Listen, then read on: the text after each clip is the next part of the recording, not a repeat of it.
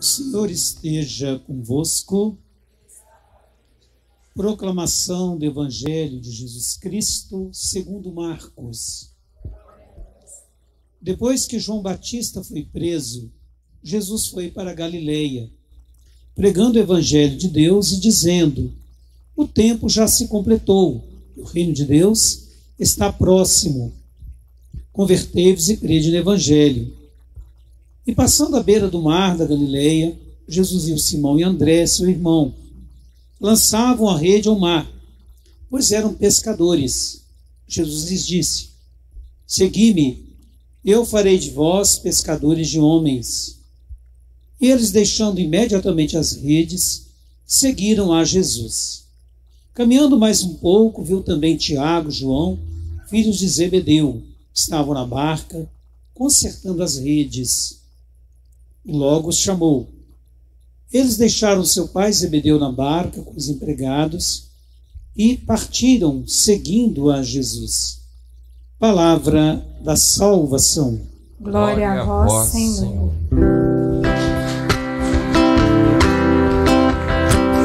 Mostrai-me, ó Senhor, vossos caminhos, vossa verdade me oriente e me conduza. Mostrai-me, ó Senhor, vossos caminhos, vossa verdade me oriente e me conduza. Converter e crer no Evangelho é a nossa alegria. Vamos dizer, converter e crer no Evangelho é a nossa alegria. Meus irmãos, nós estamos celebrando hoje o terceiro domingo do tempo comum. Conforme a gente sabe na liturgia, após as 3 horas, 4 horas, a gente já tem um sabor dominical. Toda celebração já ganha aquela valorização do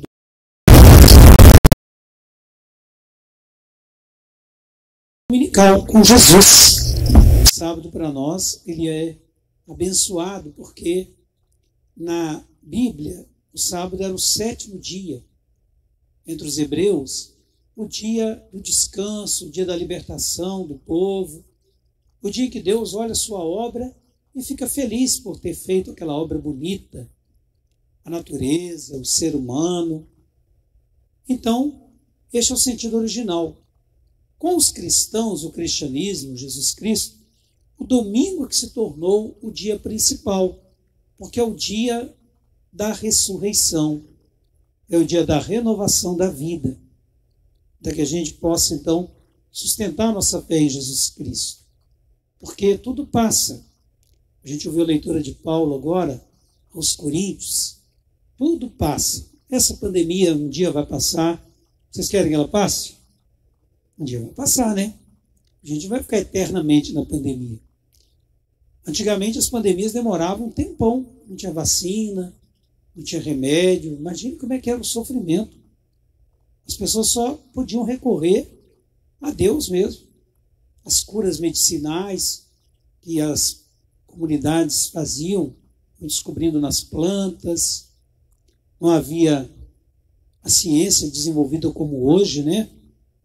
Mas nós devemos muito aos antepassados, porque eles é que criaram os primeiros pensamentos científicos, medicinais, lá no Egito, Mesopotâmia, também depois no restante da história da antiguidade. Nós estamos vivendo uma nova fase da história.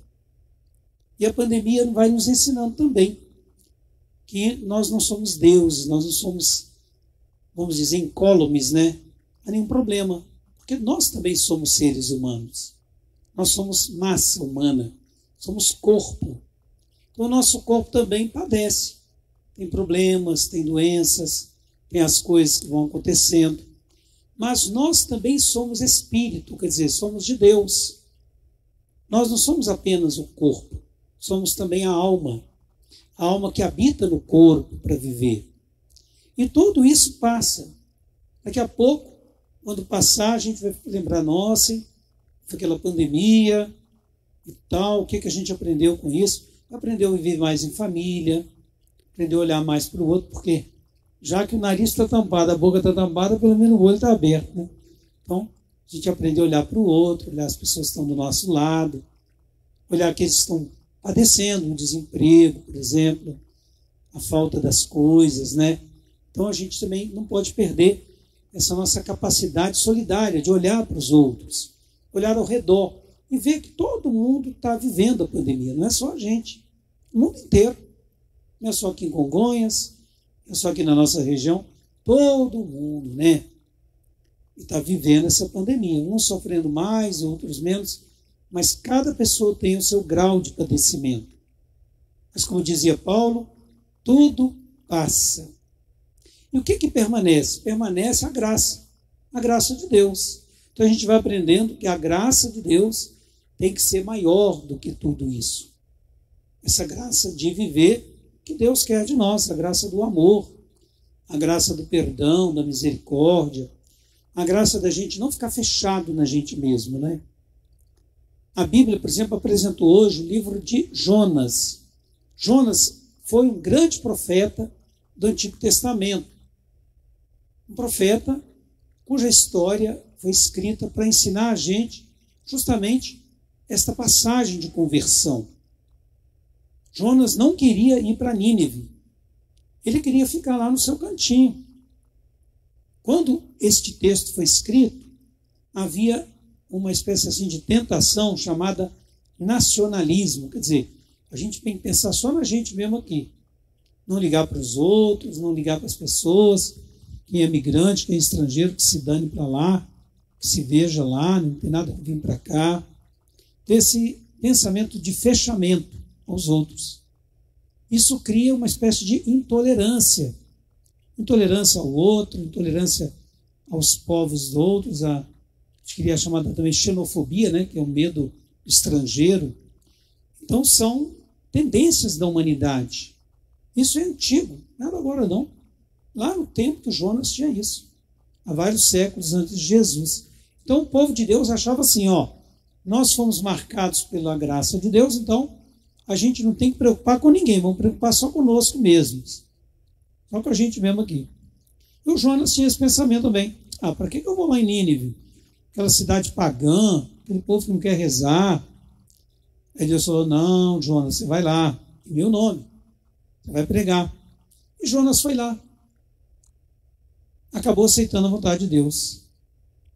E bastou um dia de pregação que o povo converteu. As pessoas fizeram conversão, fizeram penitência e agradaram a Deus. Foi bonito aquilo. As pessoas aceitaram a pregação do Jonas e se converteram a Deus. É isso que Jesus falou no Evangelho. Converter e crer nele, na palavra. Conversão e a fé. Então a gente vai convertendo a nossa maneira de pensar, convertendo a nossa mentalidade, muitas vezes fechada, convertendo, nossas atitudes, que talvez não sejam as melhores para amar, fazer o bem. Então é a conversão que Jesus quer. O reino dele vem converter o mundo fechado, o mundo egoísta, injusto, né? Então Jesus quer que a gente se converta ao seu reino. O seu reino, o que deve mandar? É o amor, é a paz, a justiça. E para isso ele não faz nada sozinho. Ele chama os apóstolos, ele quer que os apóstolos também participem dessa missão.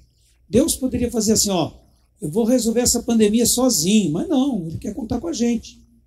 Ele quer contar com a ciência, agora, graças a Deus, chegando devagarzinho a vacina.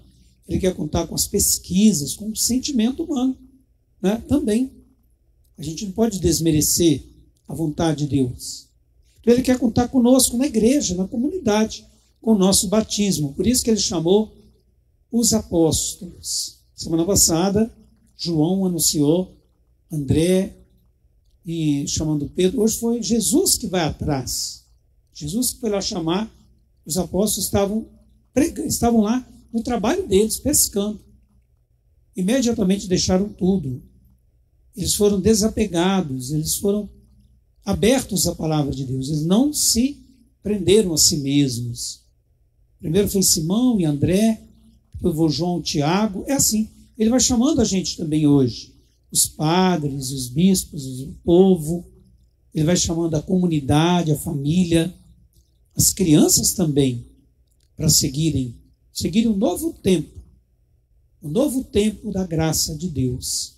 Então, quando a gente está aqui na igreja agora, com a graça de Deus, que coisa boa, né? A gente podia, não vou lá não, vou ficar com medo, vou ficar em casa. O medo vai gerar o quê? Mais ansiedade, mais doença, mais problema. Se você está aqui livre, a graça de Deus, claro, se cuidando, né? Tal. A gente não pode ser bobo, né?